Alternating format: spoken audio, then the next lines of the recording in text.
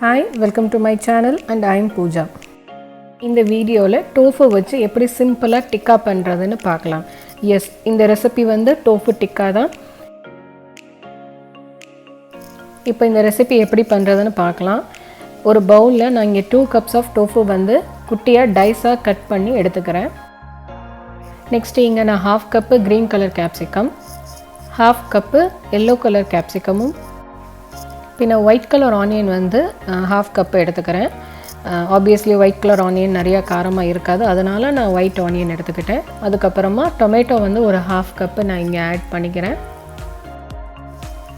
அப்புறம் வந்து ஒரு 3/4 cup கெட்டி தயிர் வந்து நான் இதில் ஆட் பண்ணிக்கிறேன். நீங்கள் வீட்டில் ப்ரிப்பேர் பண்ண தயிரை கூட நீங்கள் இதில் ஆட் பண்ணலாம். பட் வீட்டில் ப்ரிப்பேர் பண்ணும்போது அந்த தயிரில் வந்து நிறைய தண்ணி இருக்கும் இல்லையா, ஸோ அதை எப்படி சார்ட் அவுட் பண்ணலான்னா, ஒரு ஒயிட் கலர் காட்டன் கிளாத்தில் அந்த தயிரை போட்டு நல்லா இருக்க கட்டி ஒரு இடத்துல ஹேங் பண்ணிடுங்க. ஒரு 1/2 hour to 1 hour கழித்து அந்த தயிரை நீங்கள் இந்த ரெசிப்பியில் ஆட் பண்ணுங்கள். ஸோ எக்ஸ்ட்ரா இருக்கிற வாட்டர் எல்லாமே ஃபில்டர் ஆகி நம்மளுக்கு கெட்டியான தயிர் வந்து கிடைக்கும். தயிர் யூஸ் பண்ணும்போது மெயினாக அந்த தயிரில் வந்து புளிப்பு இல்லாமல் இருக்கணும். ஸோ அதை மட்டும் நீங்கள் பார்த்துக்கோங்க. அதிகமாக புளிப்பு இருக்கிற தயிரை இந்த ரெசிப்பியில் ஆட் பண்ணாதீங்க, டேஸ்ட்டே மாறிடும். Next Kashmiri red chilli powder வந்து நான் இங்கே ஒரு 3/4 ஸ்பூன் வந்து நான் ஆட் பண்ணிக்கிறேன். கொரியாண்டர் பவுடர் 3/4 ஸ்பூன், பின்ன கரம் மசாலா வந்து ஒரு 3/4 ஸ்பூன், டர்மரிக் பவுடர் வந்து கொஞ்சோன்னு ஒரு 1/4 ஸ்பூன் அளவுக்கு நீங்கள் ஆட் பண்ணிக்கோங்க. சால்ட் ஒரு 1/2 ஸ்பூன் வரைக்கும் நான் இங்கே ஆட் பண்ணியிருக்கேன்.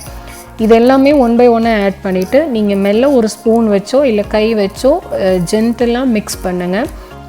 ஏன்னா டோஃபு வந்து ரொம்ப டெலிகேட்டாக இருக்கும், பன்னீரை விட இது ரொம்ப சாஃப்டாக இருக்கும். அதனால் நீங்கள் ஸ்பூன் யூஸ் பண்ணும்போது ரொம்ப கேர்ஃபுல்லாக பண்ணுங்கள், அப்புறம் அந்த டோஃபு எல்லாம் கட் ஆகிடும். ஸோ அதனால் மெல்ல ஸ்லோவாக மிக்ஸ் பண்ணுங்கள். ஒன்று போல் நல்லா இந்த மாதிரி மிக்ஸ் பண்ணி எடுத்துக்கிட்டு ஒரு 1/2 hour மூடி வச்சு இதை ரெஸ்ட்டில் விட்டுருங்க.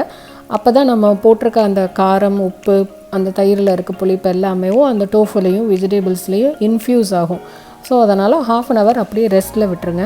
இந்த ரெசிப்பியில் உங்களுக்கு விருப்பமான மற்ற வெஜிடபிள்ஸையும் இந்த மாதிரி க்யூபாக கட் பண்ணி ஆட் பண்ணிக்கலாம். ஃபார் எக்ஸாம்பிள் மஷ்ரூம் உங்களுக்கு ரொம்ப பிடிக்கும்னா மஷ்ரூமையும் இந்த மாதிரி கட் பண்ணி இந்த வெஜிடபிள் அண்ட் டோஃபுவோடு சேர்த்து ஆட் பண்ணிக்கோங்க. நீங்கள் மேரினேட் பண்ணும்போது உங்களுக்கு இந்த ரெசிபியோட கலர் கொஞ்சம் கம்மியாக இருக்குதுன்னு நீங்கள் ஃபீல் பண்ணிங்கன்னா ஆர்டிஃபிஷியல் கலர்ஸ் கிடைக்கும், அதை நீங்கள் ஆட் பண்ணிக்கோங்க. எனக்கு இந்த ரெசிபிக்கு இது அப்சல்யூட்லி ஃபைன். ட்ரஸ்ட் மீ, இந்த கலர் வந்து நீங்கள் ரோஸ்ட் பண்ணி எடுத்ததுக்கப்புறமா ரொம்ப நல்லா அழகாக கோல்டன் ப்ரௌன் கலரில் வந்துடும். நீங்கள் அடிஷ்னலாக ஆர்டிஃபிஷியல் கலர் எதுவுமே ஆட் பண்ணணுங்கிற நெசசிட்டியே இருக்காது. ஸோ அதனால் நீங்கள் இப்படியே நீங்கள் ரோஸ்ட் பண்ணுங்கள். 1/2 hour கழித்து நான் இங்கே வந்து ஒரு பேம்பூ ஸ்கியூவர்ஸ் வந்து எடுத்திருக்கேன்.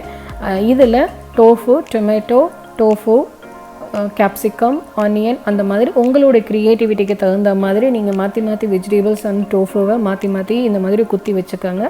சப்போஸ் உங்ககிட்ட ஸ்டெயின்லெஸ் ஸ்டீல் ஸ்கியூவர்ஸ் இருந்துச்சுன்னா அதை யூஸ் பண்ணுங்கள். இல்லை அதுவும் உங்ககிட்ட இல்லாட்டின்னா டேரெக்டாக இந்த ஸ்டேஜை நீங்கள் ஸ்கிப் பண்ணிவிட்டு தவாவில் போட்டு நீங்கள் ரோஸ்ட் பண்ணி எடுத்துக்கோங்க.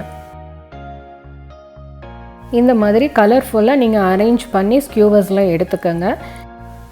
இப்போ நான் வீடியோக்காக நான் கொஞ்சம் மட்டும் இந்த மாதிரி ரெடி பண்ணி எடுத்துக்கிட்டேன். நெக்ஸ்ட் ஒரு பேனை அடுப்பில் வச்சுக்கோங்க. அது நல்லா ஹீட் ஆனதுக்கப்புறமா 2 tablespoon அளவுக்கு நான் இங்கே ஆயில் வந்து சேர்த்துருக்குறேன். உங்களுக்கு பட்டர் விருப்பம் இருந்தால் கண்டிப்பாக பட்டர் நீங்கள் ஆட் பண்ணிக்கோங்க, ரொம்ப நல்லா ரிச்சாக டேஸ்டியாக இருக்கும். ஸோ ஹெல்த்து கன்சர்ன் இருக்கிறவங்க ஆயில் சேர்த்துக்கோங்க. ஆயில் சேர்த்துட்டு அந்த ஆயில் கொஞ்சம் சூடு ஆனதுக்கப்புறமா 1 by 1 ஸ்கியூவர்ஸாக இந்த மாதிரி உள்ள பேனில் வந்து ப்ளேஸ் பண்ணிடுங்க. பேன் நல்லா ஹீட் ஆனதுக்கப்புறம் ஸ்டவ்வை வந்து மீடியம்லேயோ இல்லை சிம்லேயோ வச்சுக்கோங்க. ஹையில் வச்சு இந்த ரெசிப்பியை குக் பண்ணாதீங்க. ஹையில் வச்சு நீங்கள் குக் பண்ணும்போது குயிக்காக பேர்ன்ட் ஆகிடும், ஆனால் அதில் டோஃபுவோ வெஜிடபிள்ஸோ ப்ராப்பராக குக் ஆகாது. ஸோ அதனால் முடிஞ்ச அளவுக்கு சிம்லேயோ மீடியம் ஃப்ளேம்லேயோ வச்சு மெல்ல மெல்ல கை வச்சு இந்த ஸ்கியூவர்ஸை டர்ன் பண்ணி குக் பண்ணி எடுத்துக்கோங்க.